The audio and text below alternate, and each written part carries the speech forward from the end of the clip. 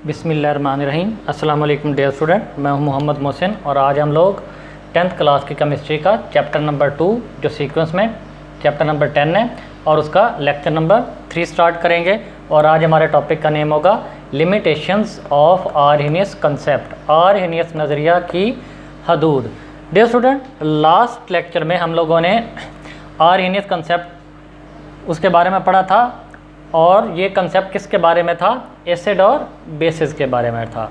और आर्हेनियस के मुताबिक एसिड वो चीज़ होती है जो कि एक्वस सॉल्यूशन के अंदर हाइड्रोजन आयन दे, जबकि बेस क्या होती है जो कि एक्वस सॉल्यूशन के अंदर हाइड्रोक्साइड आयन दे। अब इस कंसेप्ट को देखते हुए दो फॉल्ट थे, दो नुक्स थे या नकाइस थे, जिसको हम लोग लिमिटेशंस भी बोलते हैं कि वो कौन कौन से थे। जिसमें सबसे पहले वाली लिमिटेशन ये थी, मैं पहले इंग्लिश में लिख देता हूँ, बाद में उर्दू में लिखूँगा। This concept is applicable, this concept is applicable on aqueous medium, applicable in aqueous medium and does not explain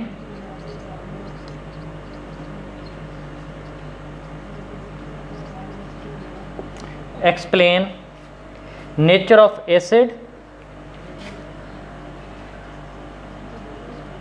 nature of acids and bases in non-aqueous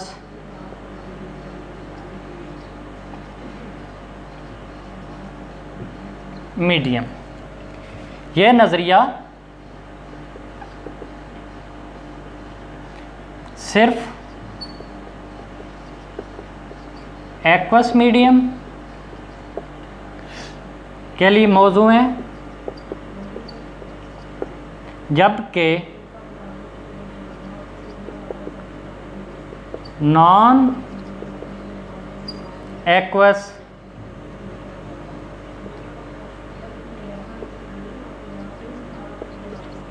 medium में एसिड्स और बेसेस की फितरत की वजाहत नहीं करता। डियर स्टूडेंट, मीन्स के इस concept के मुताबिक हम लोगों को अगर एसिड और बेस को चेक करना हो तो सबसे पहले हम लोग क्या करेंगे, एसिड को पानी के अंदर डिज़ोल्व करेंगे और पानी के अंदर डिज़ोल्व करने के बाद हम लोग चेक करेंगे कि उसने हाइड्रोजन आयन दिए या नहीं दिए। अगर उसने दिए तो हम लोग कहेंगे कि वो एसिड है, और अगर उसने एक्वस मीडियम के अंदर हाइड्रोक्सिल आयन दी है तो वो बेस है।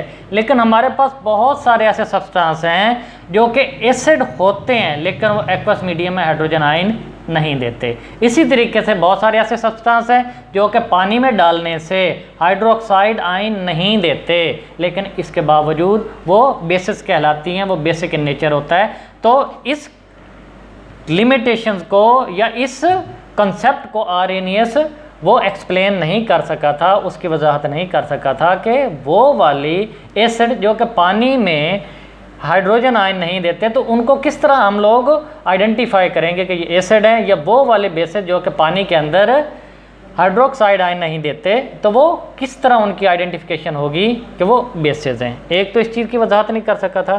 दूसरा,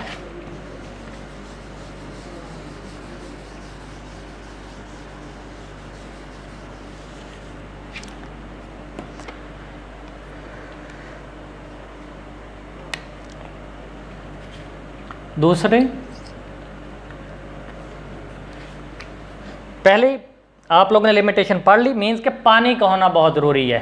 अब फ़र्ज़ करो कि हमारे पास पानी नहीं है, पानी नहीं है, हम लोग सब्सटेंसेस को पानी के अंदर डिज़ोल्व ही नहीं कर सकते, तो हम लोग किस तरह चेक करेंगे कि ये एसिड है या बेसिस है? तो इसको मैं देखता हूँ। According to this concept, to this concept, acids and bases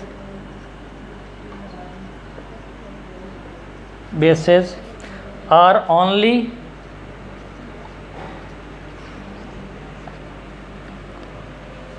those compounds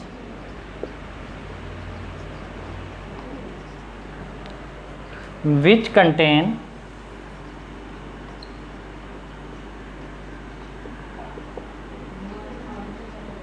hydrogen H positive and hydroxyl OH negative ions respectively.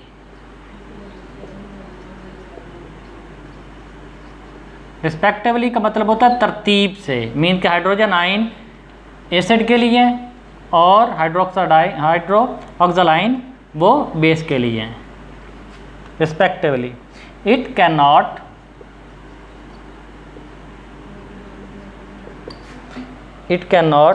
explain the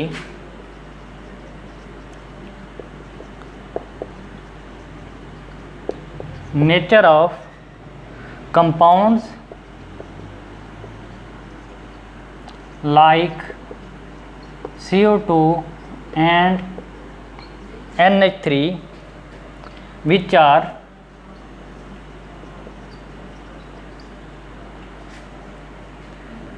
acid and base respectively. Urdu में लिख देता हूँ. इस नज़रिया के मुताबिक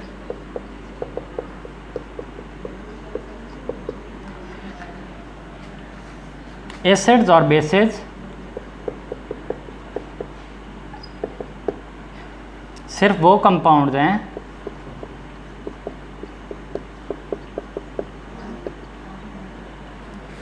जो बिल तरतीब हाइड्रोजन आयन और हाइड्रोक्साइड आयन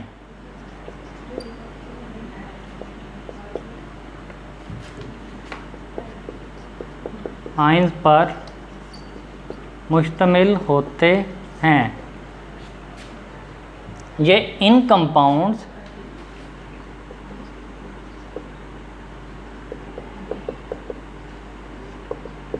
जैसा कि कार्बन डाइऑक्साइड और अमोनिया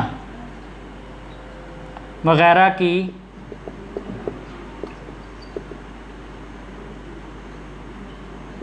फितरत की वजाहत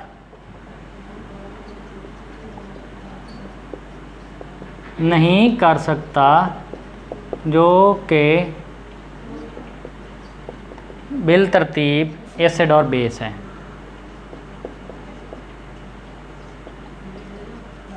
बेस है तो CO2 एसिड है और अमोनिया बेस है. अब डियर स्टूडेंट, इनको हम लोग पानी के अंदर डिज़ोल्व करें तो CO2 अगर एसिड है तो इसके पास तो हाइड्रोजन है ही नहीं, तो ये हाइड्रोजन है ही नहीं, तो हाइड्रोजन आयन देगा नहीं. जबकि अमोनिया बेस है, पानी के अंदर डिज़ोल्व करेंगे तो इसके पास OH आयन है ही नहीं, तो ये OH आयन फिर पानी के अंदर देगा भी नहीं. तो जब कार्बन डाइऑक्साइड हाइड्रोजन आयन नहीं देगी, अमोनिया हाइड्रोक्साइड आयन नहीं देगी, तो किस तरह पता चलेगा कि ये एसिड है, ये बेस है? तो इसको भी आर्हेनियस एक्सप्लेन नहीं कर सका था. तो डियर स्टूडेंट, ये दो लिमिटेशंस हैं आर्हेनियस कंसेप्ट की. उसके बाद आगे नेक्स्ट जो कंसेप्ट होगा वो ब्रॉन्स्टेड लोरे या लोरे ब्रॉन्स्टेड कंसेप्ट है, वो इंशाल्लाह ताला नेक्स्ट लेक्चर में पढ़ेंगे. तब तक अल्लाह हाफिज़.